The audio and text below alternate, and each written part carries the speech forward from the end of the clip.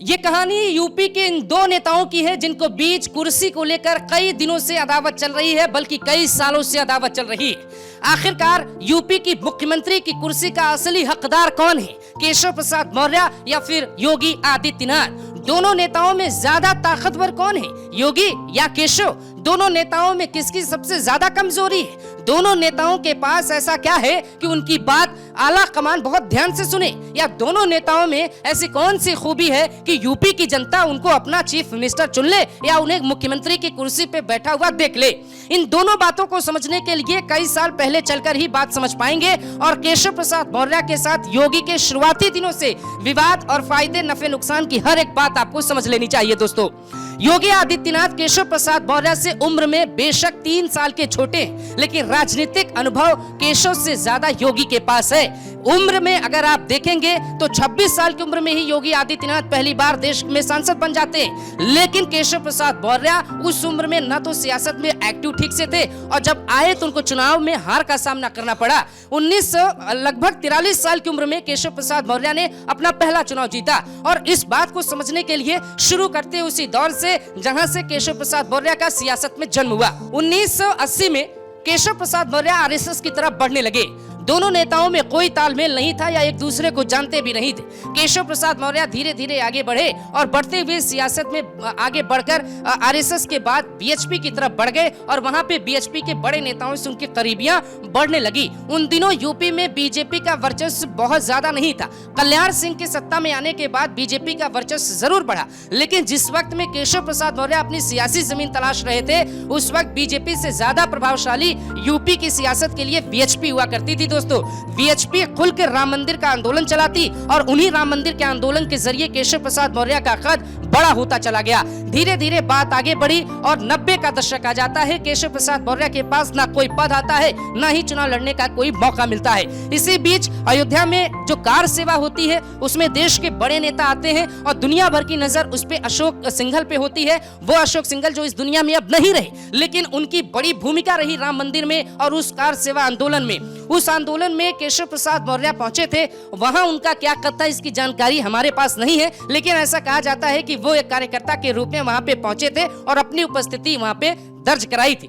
यहां तक आप देखेंगे तो आपको लगेगा कि केशव तो बहुत बड़े नेता हैं योगी से, वो कार सेवा में भी शामिल हुए, वो तो अशोक सिंघल के भी करीबी थे। योगी कहां 90 के दशक में थे, कोई मतलब उनकी बहुत खास पहचान नहीं थी। लेकिन देखिए वक्त बदलता है। 90 के दशक के बाद योगी की एंट्री गोरखपुर में होती है। गोरखपुर मठ में अपने गुरु अवैधनाथ के पास वो पहुंचते हैं और यहां से यूपी को एक नेता मिलने वाला होता है और केशव प्रसाद की किस्मत में योगी का अंक भी अब दिखाई देने लगेगा। दोस्तों, केशव प्रसाद मौर्य आगे बढ़े लेकिन चुनाव लड़ने का मौका नहीं मिला। उसी बीच योगी आदित्यनाथ गोरखपुर की जो मंदिर है, मठ है गोरक्ष मठ, उनको वहां का गद्दी मिल जाती है। उनके गुरु अवैधनाथ उनको कमान सौंप देते हैं और उसके बाद योगी आदित्यनाथ पहला चुनाव 1998 में लड़ते हैं और पहला चुनाव वो 50,000 वोटों से जीत लेते हैं। दोस्तों, केशव प्रसाद मौर्य अभी भी राजनीति में कहीं भी एक्टिव थे जरूर, लेकिन उन्हें चुनाव लड़ने का मौका नहीं मिला। साल 2002 में केशव प्रसाद मौर्य पहला चुनाव प्रयागराज की पश्चिम सीट से लड़ते हैं और पश्चिम सीट से लड़ते हुए उन्हें इतनी करारी हार झेलनी पड़ती है कि उनका स्थान चौथा आता है और उन्हें वोट मात्र 7,000 ही मिलते हैं। और वहां से केशव प्रसाद मौर्य ने अपने राजनीति की शुरुआत चुनावी हार से ही की। उसके बाद फिर वो साल 2007 में चुनाव लड़े, लेकिन मायावती की सरकार तो बन गई, लेकिन वो बीजेपी के टिकट पे प्रयागराज की पश्चिम सीट से फिर से चुनाव हार गए। अब ऐसा लगा कि केशव प्रसाद मौर्य के जीवन में शायद राजनीतिक सफलता न लिखी हो या राजयोग की बात न लिखी हो। इन दिनों योगी आदित्यनाथ का कद बहुत बढ़ चुका था और योगी साल 2002 में पूर्वांचल के बड़े नेता बन चुके थे और कई बार ये नारा सुनाई देने लगा था कि अगर पूर्वांचल में रहना है तो योगी योगी कहना है। लेकिन जब 2007 में केशव प्रसाद मौर्य चुनाव हारे, उसी बीच योगी आदित्यनाथ एक बड़ी घटना का हिस्सा बने। दोस्तों, ये बात आपको समझनी पड़ेगी। तारीख थी 22 दिसंबर से 24 दिसंबर, साल था 2006। उन दिनों अटल बिहारी वाजपेयी राजनीतिक तौर पे संन्यास ले चुके थे और बीजेपी की पूरी कमान नितिन गडकरी या एलके आडवाणी जैसे बड़े नेताओं के हाथों में आ चुकी थी और एलके आडवाणी के साथ बीजेपी आला कमान का एक जो है पूरा दल लखनऊ जाता है। कार्य समिति की बैठक होती है 22 दिसंबर से 24 दिसंबर 2006 को। योगी आदित्यनाथ बतौर सांसद उस कार्य समिति की बैठक में नहीं पहुंचे। योगी आदित्यनाथ ने यह कहा कि आपको यह कहा जा रहा कि आप हिंदुत्व का नैरेटिव गढ़िए, और बीजेपी जो है सॉफ्ट हिंदुत्व के नारे पे चल रही थी। अटल बिहारी वाजपेयी का शाइनिंग इंडिया नारा फेल हो चुका था और योगी इस बात पे टिके थे कि भाई अब हिंदुओं की बात करिए, हिंदुत्व की बात होनी चाहिए और हिंदुत्व को ब्रांड बनाइए। लेकिन बीजेपी और योगी की लाइन तकरीबन अलग अलग हुआ करती थी।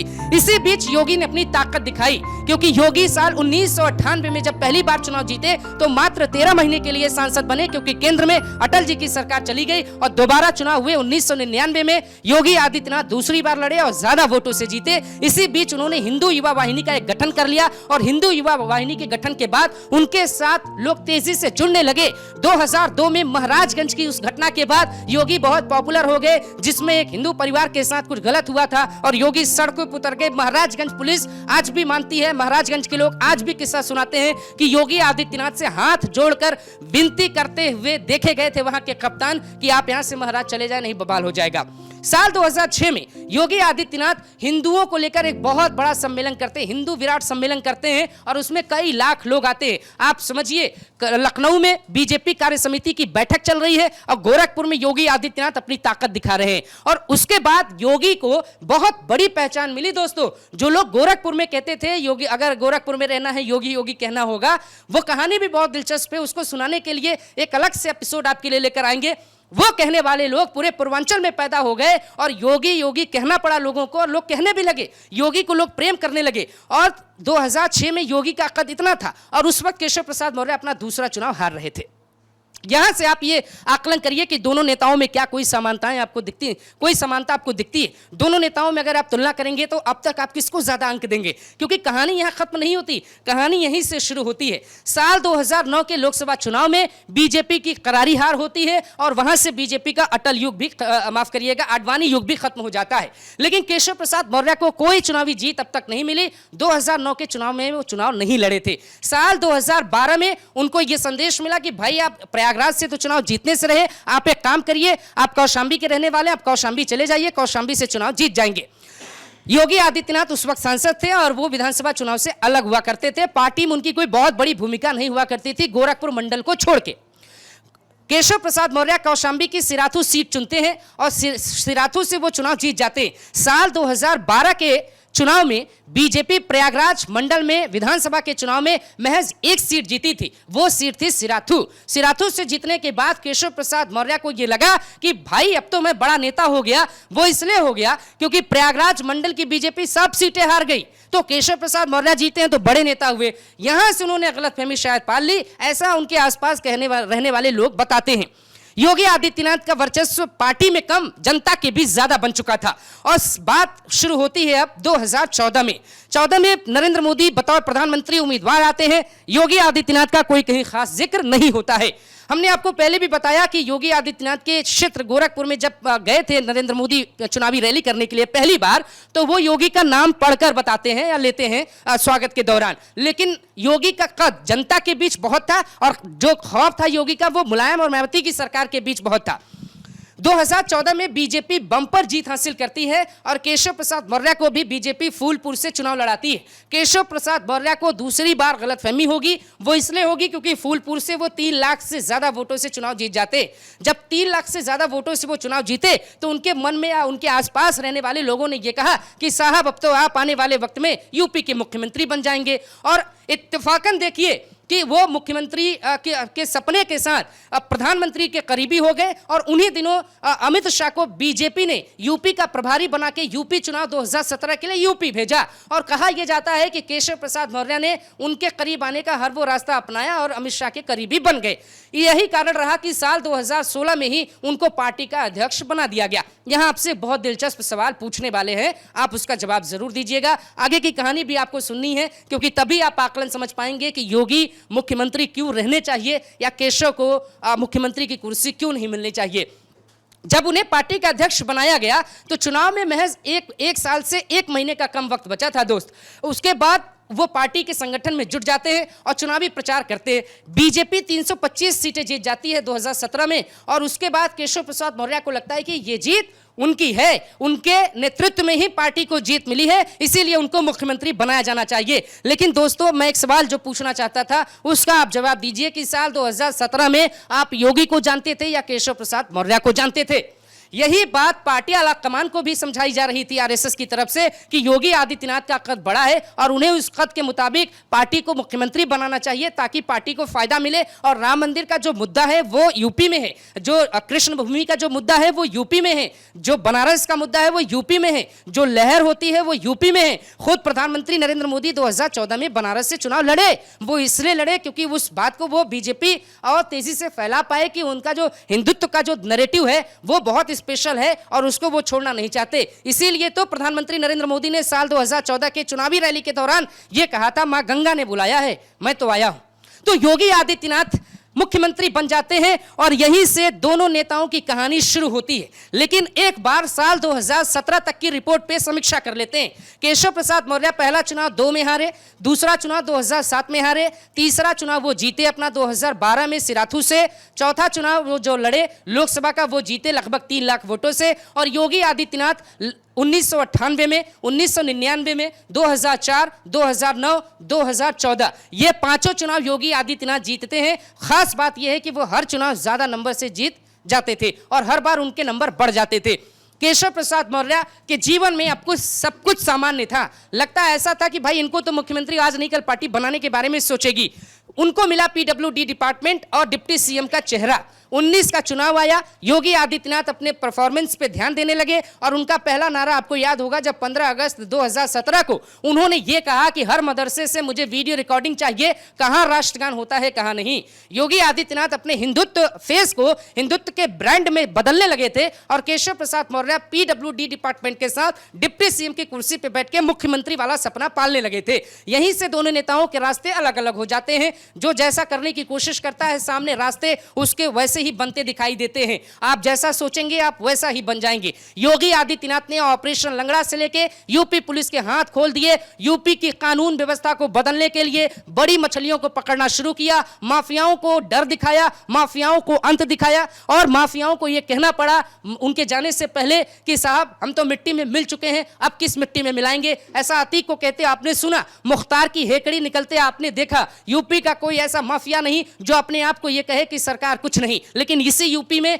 लोग मुख्यमंत्रियों के साथ बैठ के डील करते थे और वो माफिया आम लोगों को परेशान करते थे। योगी आदित्यनाथ की लाइन बड़ी होती चली गई दोस्तों। अब बारी आती है साल 2022। ये 22 बहुत कुछ तय कर देगा। 2021 में केशव प्रसाद मौर्य से रिश्ते बेहतर करने के लिए योगी 7 कालीदास मार्ग केशव प्रसाद मौर्य के घर पे जाते हैं, उनके बेटे और बहू को बधाई देकर आते हैं। लेकिन केशव प्रसाद मौर्य अब भी मुख्यमंत्री वाला ख्वाब लेकर चलते रहे। 22 के चुनाव में एक ऐसा नतीजा आता है जिसने पूरी कहानी पलट दी और यहां से आप ये समझ पाएंगे कि योगी बड़े या फिर केशव प्रसाद मौर्य बड़े। कौशाम्बी की बीजेपी 5 विधानसभा सीटें हार गई। यह बीजेपी के लिए एक बहुत शर्मनाक नंबर था, क्योंकि ऐसा नहीं होता कि जब आप कभी किसी बड़े नेता के क्षेत्र में चुनाव लड़ने जाते हो और वहां पार्टी का आधार ही खत्म हो जाए।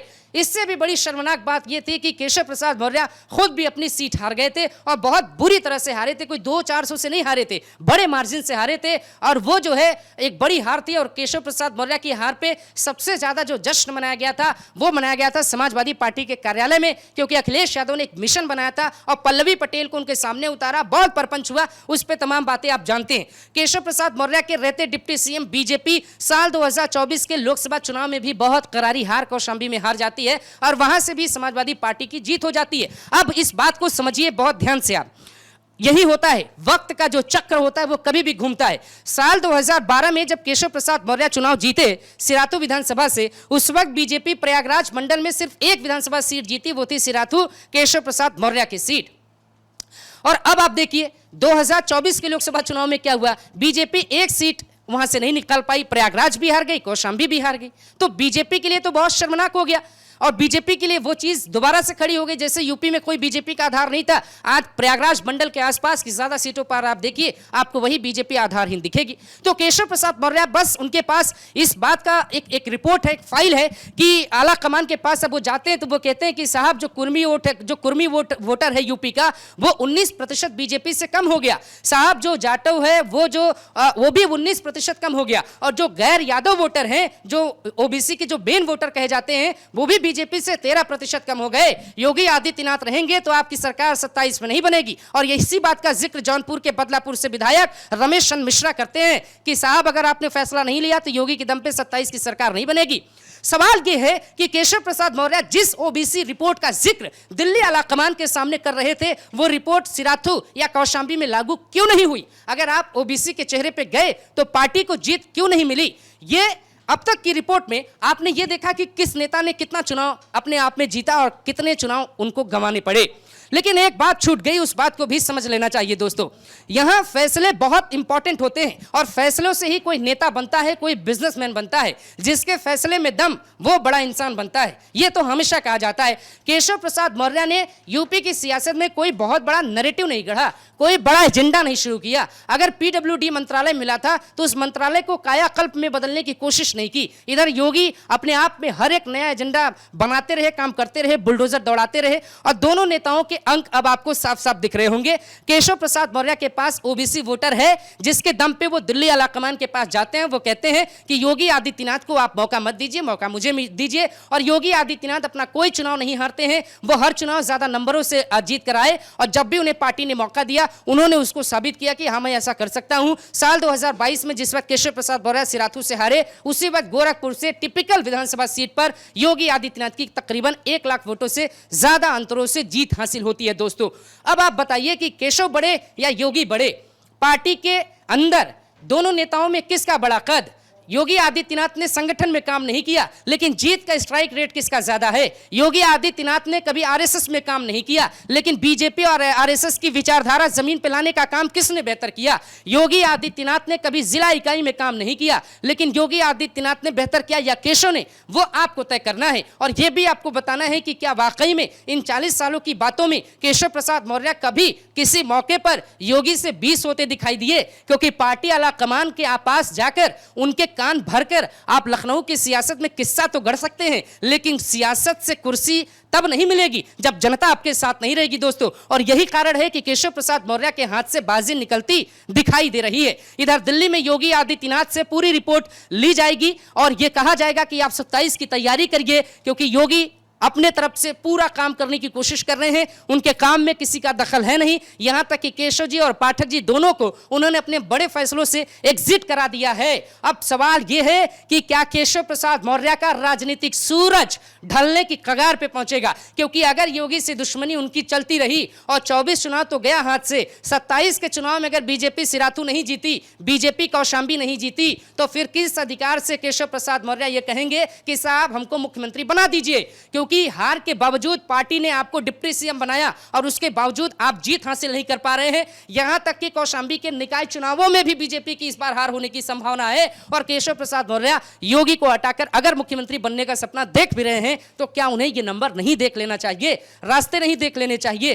काम और राजनीतिक अनुभव में आकलन नहीं कर लेना चाहिए? क्योंकि योगी का अनुभव अपने आप में बड़ा हो गया है और केशव का भी अनुभव बड़ा हो गया है, लेकिन दोनों में अगर आप अंतर देखेंगे तो ठोकरें ज्यादा योगी ने खाई हैं और धक्के ज्यादा योगी ने खाए। उन्हें पार्टी में साबित करना पड़ा, पार्टी में कोई हाथ पकड़ने वाला नहीं था। अगर उनके गुरु अवैधनाथ न होते तो गोरखपुर से योगी आदित्यनाथ को कभी कोई पूछता भी नहीं लोकसभा के लिए। अवैधनाथ उनके गुरु थे, मटकी गद्दी योगी के पास थी और यह परंपरा सालों पुरानी है कि जिसके पास मटकी गद्दी उसको मिलती है, उसको लोकसभा चुनाव में टिकट मिलता था। ये परंपरा आगे बढ़ी और योगी को टिकट मिल गया, योगी सांसद बन गए। उन्होंने अपने आप को प्रूफ कर दिया। उनकी कोई लॉबी नहीं थी, उनकी बहुत बड़े नेताओं से कोई मुलाकात नहीं थी, उनकी कोई सेटिंग नहीं थी, उन्होंने किसी से पार्टी का टिकट नहीं मांगा। 1 बार जीते, 5 बार जीते, 6वीं बार विधानसभा में जीते, अभी यूपी के मुख्यमंत्री हैं। नेम प्लेट वाले विवाद में फिलहाल योगी के एक्शन से पूरे देश में हड़कंप मचा है। केशव प्रसाद मौर्य से मीडिया ने पूछा साहब फैसला कैसा लगा? कहना पड़ा, नाम तो लिखना पड़ेगा। इस विश्लेषण पे आप जरूर बताइएगा, कुछ छूट गया है तो आप जरूर इसमें लिखिएगा। दूसरी बार जब भी वीडियो बनाएंगे उसका जिक्र करेंगे दोस्तों।